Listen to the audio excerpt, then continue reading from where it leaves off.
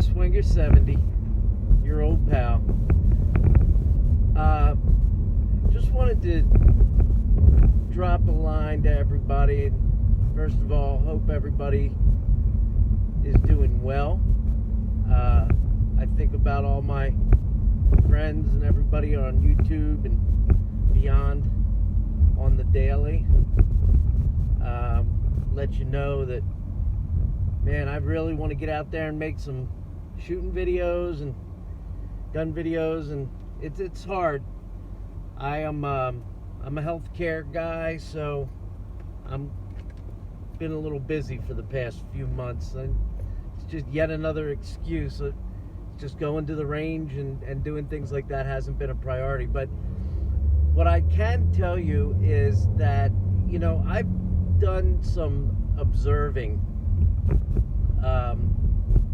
in the more recent months since this pandemic. And, it's no secret to whomever it is that subscribes or watches my videos that I'm a Republican, I'm a Trump supporter, but I'm not an apologist, and I'm not going to defend everything just because he is who he is. I am going to say that I've gotten to a point now where it's so aggravating watching what's been happening most recently. Being a healthcare guy, I see these gunshot people coming into my ER, and I see them on our operating room tables every day in my town, in my city that I work in. And I'm watching what goes on in Chicago and New York, across the country. And yeah, they are the Democratic cities that are just giving him such pushback when he's trying to right their wrongs or fix their mistakes. I've never, ever been a highly motivated political proponent. I'm a one or two platform pony. There's only a couple of things I really care about, the military being number one. I love my Second Amendment, I love my guns, that's another one. But, being a healthcare professional, I also care about people. And, through the years you get hard to certain things, calloused, you get used to it. And I'm not getting used to this very, very easily because I see how avoidable everything is. And the pushback that Trump gets, I'm not going to defend everything about him. I would not probably be somebody that would be friends with the man on the, in private personal life. I would not mix in his circles. I would not sit and drink a beer or watch a game with him. I personally don't like his personality. I think he's a little rough around the edges, but you know what? That's his personality. It doesn't take away his abilities to do what it is he needs to do to fix problems and to make this country as a whole better. And I just don't have the confidence in anything that the Democrats have put before us to say this person could give Trump a run for his money. If we were talking about a popularity contest, maybe. But this country isn't being run on a popularity contest. We've tried that. We've tried it. It never worked. Trump's not looking to be loved. He is looking to be respected. As well he should be. His position. He's kept every promise he made. There were no secrets when he was running for president in 2016. There were no secrets. We watched all of his debates and press conferences. We watched them all. We knew what he was going to do. If you didn't like it then, you shouldn't have voted for him.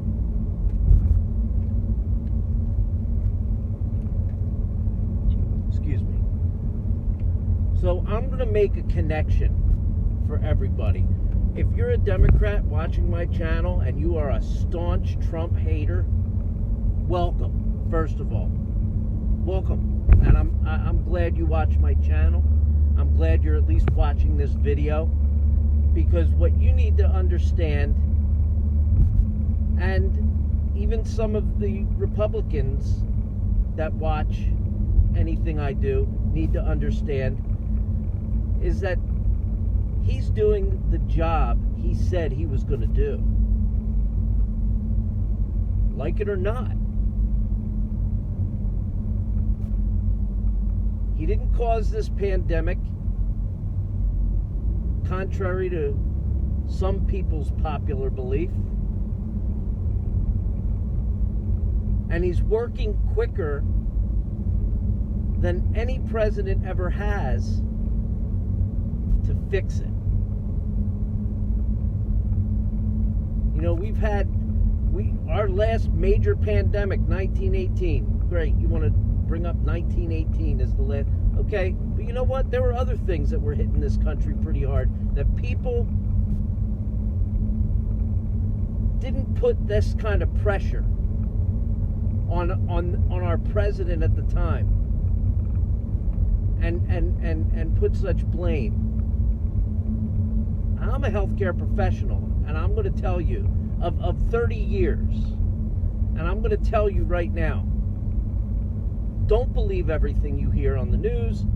Don't believe everything you hear from your friends and your family and your neighbors, because they're getting their information from the news. Believe what you see with your own eyes. Believe what you hear with your own ears.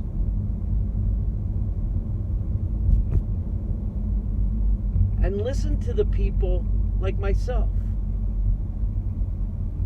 who are there working in this atmosphere every day. You know, example, they talk about all these spikes and all these things that are going on, yet I haven't heard one report. And I can speak for my hospital when I say we haven't been overwhelmed or overcome in the slightest since these spikes happened. Things were busy at the beginning, not gonna lie. Things were a little crazy when this pandemic hit. Not gonna lie. But we got a handle on it.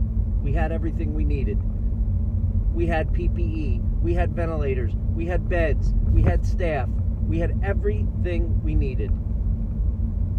And we got a handle on things immediately. Immediately. I'm in New Jersey, not far from New York. We were also considered a hotbed. But since these new spikes, it's not the hotbed people would have you believe. That's neither here nor there. My attitude about this pandemic, this medical pandemic, went south the second the medical pandemic turned into a political pandemic. My attitude went south. I said, well, nobody's going to believe us anymore. They're only going to believe what their politicians tell them. And that goes for Trump too. He was saying things that weren't right. He was saying what he believed to be true, his opinion, and he's entitled. As a citizen of the United States, he's entitled. Just because he's the president doesn't mean he's not entitled to his opinions. But he's not a medical professional. And to be quite honest with you, even his medical professionals didn't have the right answers or the wrong answers right off the bat. Everything changed, and things are still changing day to day, but everything changed day to day. Everything. As we learned, as we grew, as we functioned in this new environment that we had to learn to function in. But what I'm going to say to wrap this up is one thing.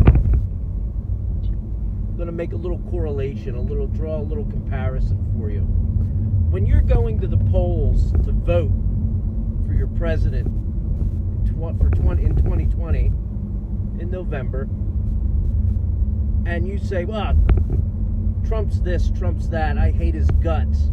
All these mayors around the country, they hate his guts. He's forcing the federal law enforcement to come into our towns. He's a dictator. He's trying to ruin this country. Well, let's not forget you defunded your police. And it's up to you to weed out the bad cops and keep the good cops. Defunding your police was never the answer. So that's your fault, Mr. or Miss Mayor. Okay? But what I'm going to say to you, if you go to the polls this year thinking that you're going to vote for somebody based on popularity or personality, I'm going to remind you of this. Every day, every morning, I pull into my parking garage and I park in the same spot. And I usually park about 1 or 2 spots down from a surgeon that I work with. And in almost 17 years, every morning I walk in with the surgeon from the parking garage. I say good morning, he says nothing. He walks through the halls, people say good morning, he says nothing. When he does talk, it's in a very, very harsh tone. He's just not a nice person. But I will say this to you. If I were sick, or my children were sick, or my immediate family, friends, I don't care. If somebody came to me and said, who would you want putting their scalpel to your loved one or whomever, whose scalpel would you want put to their skin? I would say this doctor, 7 days a week, twice on Sundays. Hands down. One of the best surgeons I've ever, and I'm talking probably over 30 years in the medical profession. This surgeon, hands down, is the best. I don't go out to dinner with him. I don't go on vacation with him. I don't go out and have beers with him. I don't go and have family barbecues with him and play cards with him or smoke cigars. Or I don't socialize with this man. And as far as he's concerned, he don't give two craps who says good morning to him. He's just that miserable. But you know what? He could save my life or anybody around me's life any day of the week. How does this matter? I'll tell you how it matters. You don't have to live with Trump. You don't have to drink with him, eat with him, vacation with him, party with him, barbecue with him. You don't have to do anything with him. You don't have to like him. You don't have to like his personality or anything about him. But there isn't another person that I can think of right now, alive or dead, that I would trust to bring everything back together in this country. And that's what you have to think of. You have to think of economics, health, security, safety, everything. That's what you have to think of. I love all of you, Republican or Democrat, don't matter to me. I love you all. If you're a subscriber of mine, I thank you. Logan thanks you. If you're just passing through and you watch this video, I thank you. Thank you for taking almost 16 minutes to watch me. And now I am home, and I am going to pick up my daughter, and I'm going to take her out to dinner because one of the restaurants in my town opened up their dining room tonight. So I'm honking. I'm going to have you people go and enjoy the rest of your night. Stay safe, stay healthy, and make good choices. I love you.